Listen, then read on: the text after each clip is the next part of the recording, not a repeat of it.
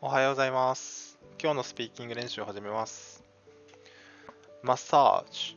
Massage is a proven cure to stress. No one knows precisely how the massaging of flesh quiets the stress response, but the effect can be dramatic. Over the past 23 years, psychologist Tiffany Field of the University of Miami Touch Research Institute has published studies suggesting it can hasten weight gain in early birth babies, improve lung function in asthmatics, and increase the immune function in men with HIV. Healthy people may benefit too. In a 1996 study, medical workers who got 10 biweekly massages outscored their colleagues who didn't receive massages on timed mass tests. There are many other options from yoga to biofeedback to music therapy, and none of them exclude the others. So do what works for you. And whether you go to church, join a support group, or start a diary, find a way to talk about your feelings. Studies suggest that group support can extend the lives of people with skin or breast cancer.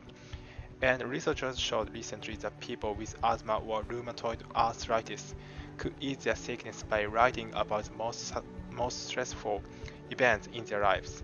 How can such different exercises have such similar benefit?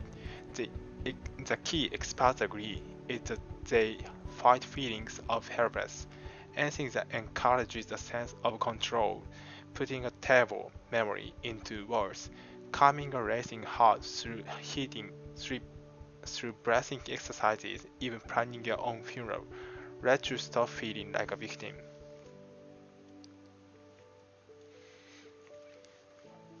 Obesity.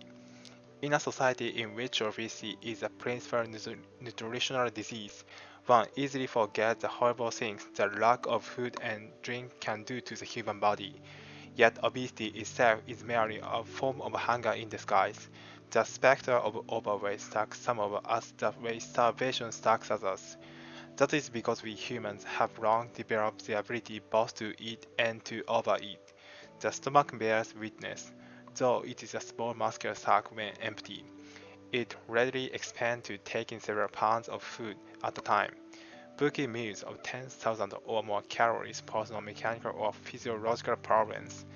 Healthy people who have endured considerable weight loss over a much number of months as a result of food deprivation can eat in great volume. After volunteers in a famous laboratory hunger study returned to eating freely, their daily consumption rose to 10,000 calories, yet no matter how hungry at the outset.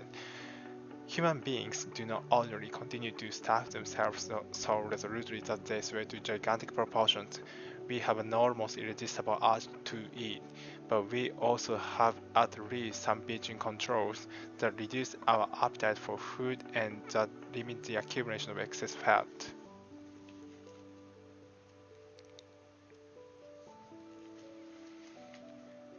Sports medicine.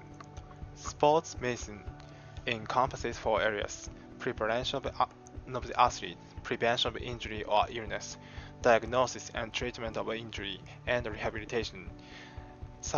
Physical preparation involves a program of conditioning studies designed to develop certain muscle groups and to increase cardiac output and oxygen intake. Mental preparation focuses on building self-image, maintaining motivation and discipline to train regularly, avoiding undue risks, and learning to accept whatever changes in lifestyle may be necessary. Mental preparation also helps athletes to handle the psychological stress associated with the risk of injury or illness. Practitioners of sports medicine advise manufacturers on the development of equipment that enhances performance and promotes the health and safety of athletes. Athletic shoes, for instance, are continually improved to boost athletes' speed and endurance while providing comfort and protection from injury. New materials make sportswear more comfortable and protective and can increase performance by decreasing friction and resistance. Nutrition is a critical aspect of sports medicine. The wrong diet can seriously impair an athlete's performance and health.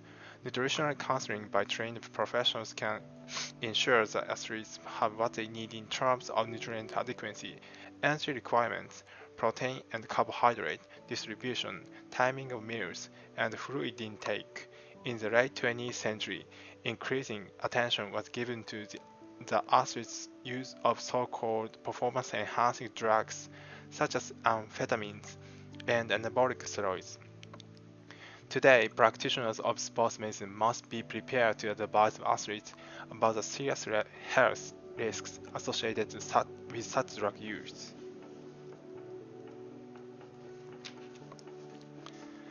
Conversion of energy.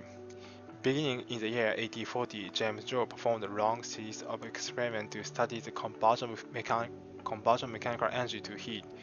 In one experiment, he used a barrel to heat water. By rotating a paddle wheel inside the barrel, he measured the work done in turning the wheel and the heat produced in the water, and found that the given amount of work always produced the same amount of heat. Later experiments show that heat and mechanical energy are always converted back and forth in precisely the same ratio. We now know that the same rule is true for all forms of energy. In everyday terms, energy is never lost. When it disappears in one form, it always shows up in an equal amount in another form. This principle, known as the law of conservation of energy, is one of the fundamental laws of classical physics and is a very cornerstone of modern science and technology. When it comes to the subject of energy, we should understand why a nation like the United States cannot solve its energy problems by operating automobile on electricity instead of gasoline.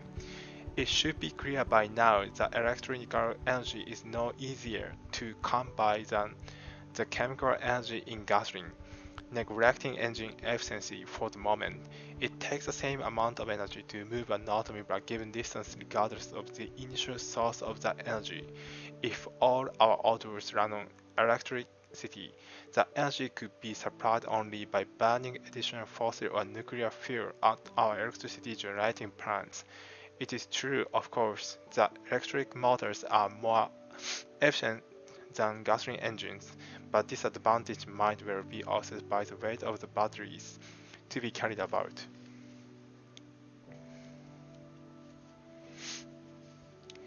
Analysis and mechanics. The scientific revolution has bequeathed to mathematics a major program of research in analysis and mechanics. The period from 1700 to 1800, the century of analysis, witnessed the consolidation of the calculus and its extensive application to mechanics. With expansion came specialization, as different parts of the subject acquired their own identity: ordering and partial differential equations, calculus of variations, infinite series, and differential geometry. The applications of analysis were also varied, including the theory of the vibrating string, particle dynamics, the theory of rigid bodies, the mechanics of flexible and elastic media, and the theory of compressible and incompressible fluids. Analysis and mechanics developed in close association, with problems in one giving rise to concepts and techniques in the other, and all the leading mathematicians of the period made important contribution to the mechanics. The close relationship between mathematics and mechanics in the 18th century had roots extending deep into Enlightenment thought. In the organizational chart of knowledge, at the beginning of the preliminary discourse to the Encyclopedia Dunbar distinguished between pure mathematics, geometry, arithmetic, algebra, calculus, and mixed mathematics, geometric astronomy, optics, art of conjecturing. Mathematics generally was classified as a science of nature and separated from logic, a science of man. The modern disciplinary division between physics and mathematics and the association of the latter with logic had not yet developed. 終わり。